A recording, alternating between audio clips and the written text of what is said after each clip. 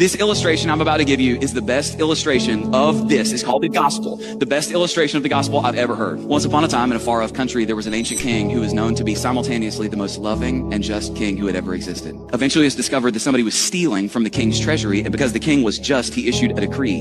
He said that when it was discovered who was stealing from his treasury, that a sentence of 10 lashes in front of the entire kingdom would be visited upon that person as the penalty for their disobedience. The theft continued, and eventually he issued a final decree. 40 lashes would be visited upon the person who was stealing from the king's treasury. But watch this, 40 lashes was a death sentence. So he issued a death sentence. As weeks went by, it was eventually discovered that none other than the daughter of the king was the one who was stealing from his treasury. When that was discovered, a question began to ripple through the kingdom.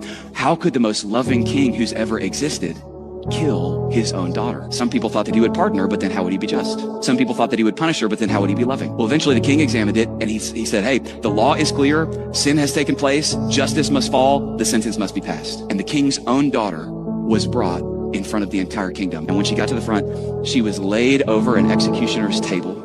She was tied to the table. The executioner ripped open the back of her shirt and stepped back. But just as the executioner lifted his whip to issue the first lash, the king stood up from his throne and he yelled, "Stop!"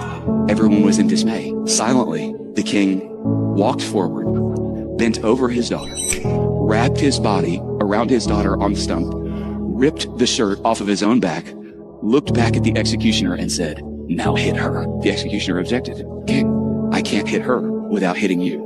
Now hit her." 40 lashes fell upon the back of the king over the back of his daughter, and the king died, and the girl went free. That was done for you.